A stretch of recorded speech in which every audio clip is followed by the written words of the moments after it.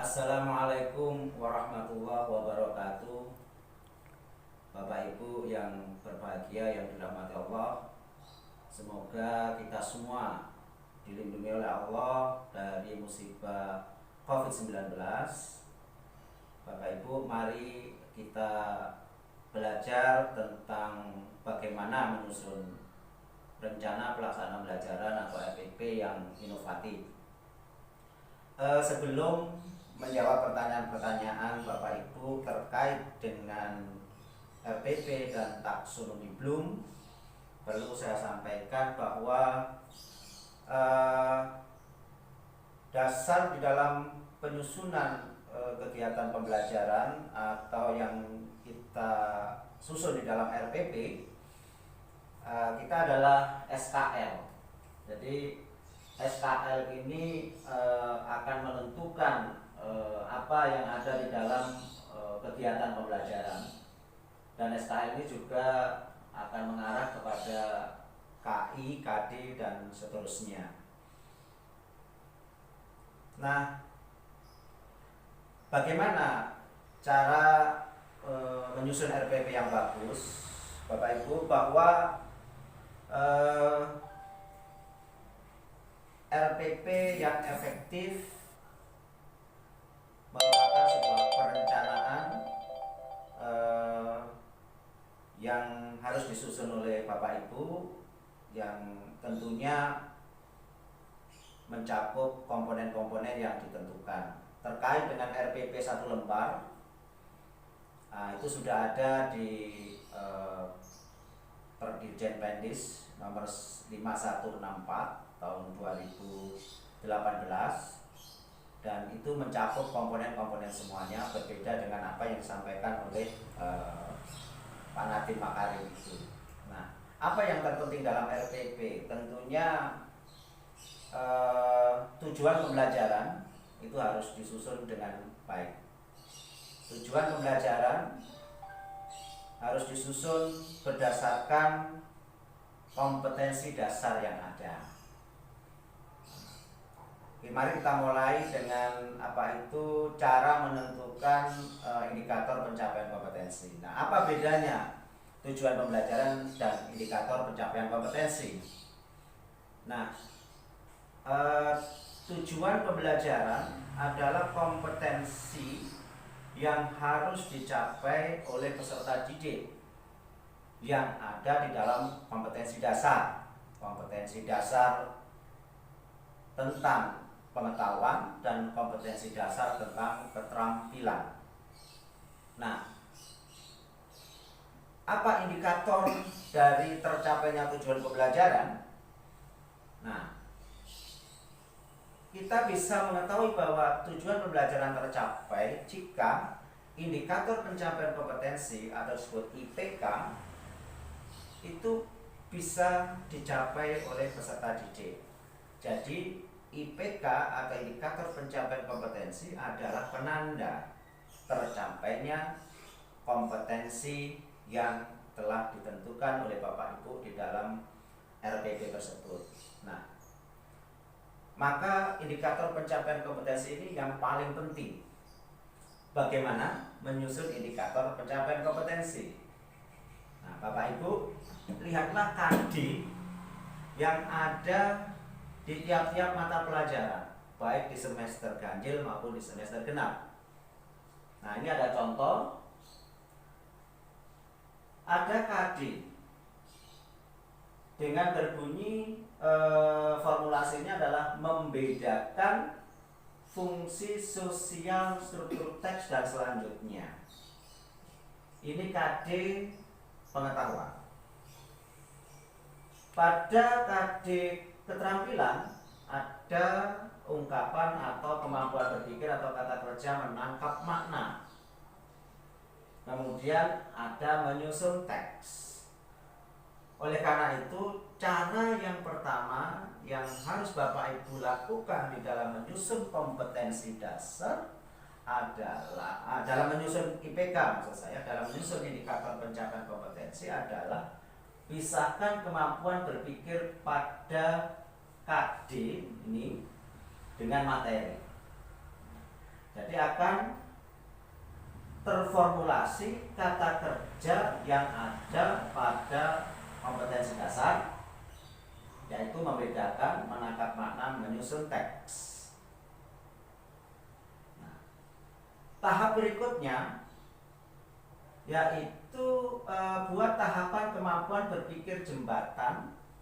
Nah, berpikir jembatan ini adalah diambilkan dari kata kerja operasional yang ada di daftar taksonomi Bloom yang sudah Bapak Ibu terima.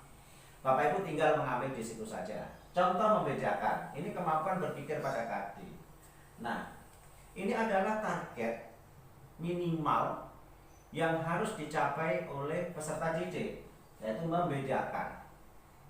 Membedakan apa tadi? Membedakan di sini ada fungsi sosial, struktur teks, unsur kebahasaan teks, dan seterusnya. Nah, bagaimana peserta didik atau anak-anak bisa membedakan? Sebelum bisa membedakan, maka anak-anak harus bisa mengidentifikasi, bisa menentukan, bisa menerapkan, dan bisa membedakan. Nah, oleh karena itu, inilah kemampuan berpikir jembatan yang harus Bapak Ibu susun berdasarkan kata kerja operasional pada taksonomi Bloom. Kemudian menangkap makna.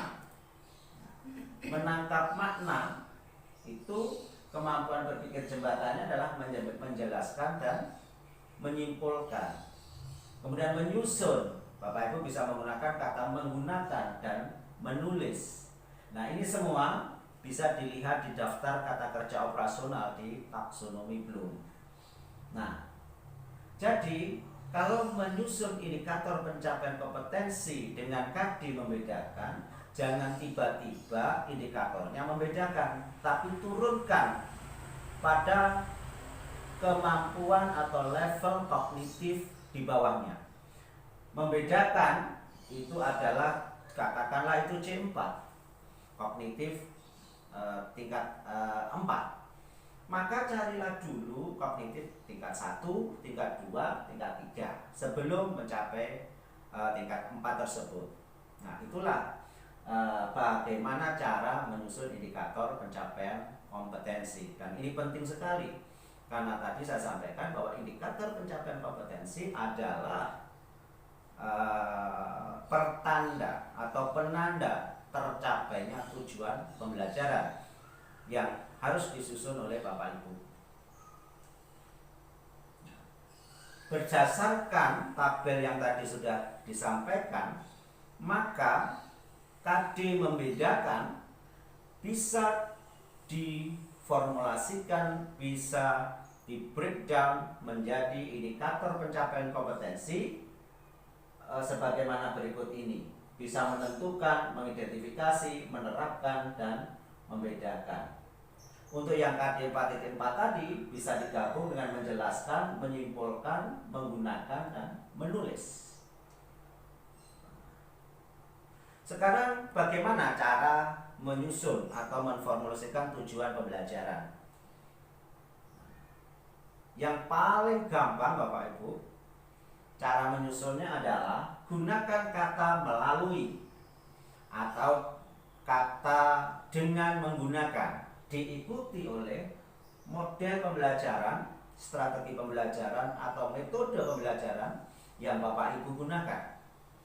Kemudian diikuti kata siswa dapat, diikuti oleh KD 3, kemudian KD 4, tambahkan kata serta memiliki sikap, ikutilah dengan sikap atau karakter yang Bapak Ibu ingin tanamkan di dalam pembelajaran tersebut, sesuai dengan ciri khas mata pelajaran masing-masing, atau materinya, atau kompetensinya, atau barangkali visi misi madrasah tersebut. Nah, contoh, melalui pembelajaran discovery learning dan problem based learning, ini tampak bahwa model pembelajarannya atau strategi pembelajarannya adalah menggunakan pembelajaran discovery learning dan problem based learning. Siswa dapat menyusun sistem persamaan linier 3 variabel dari masalah kontekstual. Nah, ini adalah KD 3 dan menyelesaikan masalah kontekstual yang berkaitan dengan sistem persamaan linier 3 variabel.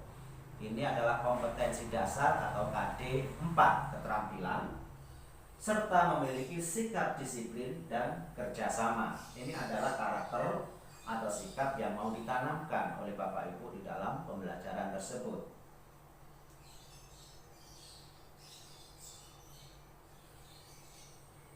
Nah, Bapak Ibu sekalian, Bapak Ibu sudah tahu dan sekaligus menjawab pertanyaan Bapak Ibu, apa sih bedanya tujuan pembelajaran dan indikator pencapaian kompetensi. Nah, jadi tujuan pembelajaran adalah kompetensi yang harus dicapai oleh peserta didik setelah mengikuti kegiatan belajar mengajar. Sedangkan indikator pencapaian kompetensi adalah penanda tercapainya kompetensi tersebut.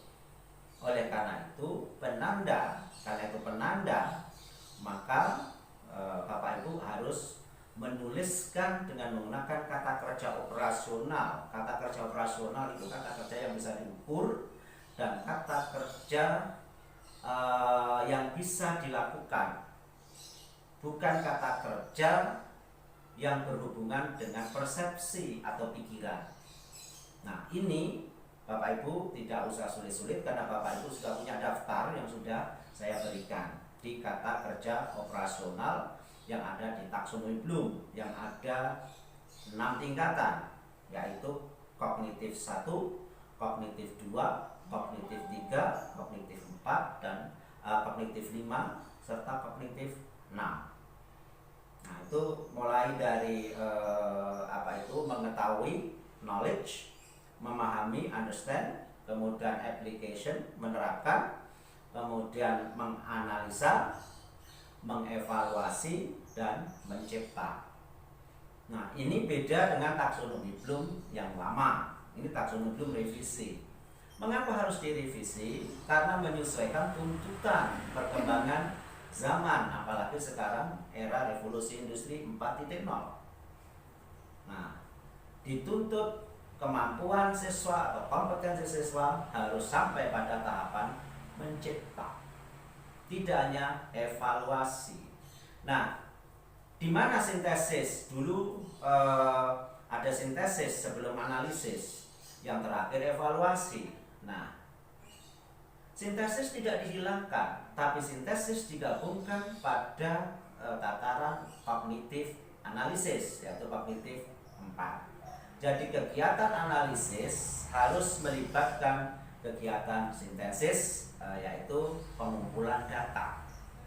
Nah, setelah bisa mengumpulkan data, dianalisis. Nah, itulah yang bisa saya sampaikan menjawab pertanyaan Bapak Ibu. Nah, tujuan pembelajaran dan indikator pencapaian kompetensi itu berbeda, oleh karena itu lebih baik kedua-duanya dicantumkan.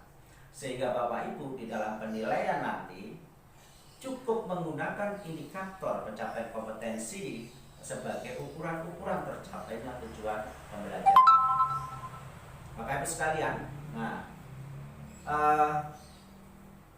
ada pertanyaan lagi yang perlu saya jawab dari Bapak Ibu sekalian, yaitu tentang di mana sih letak inovasi di dalam RPP.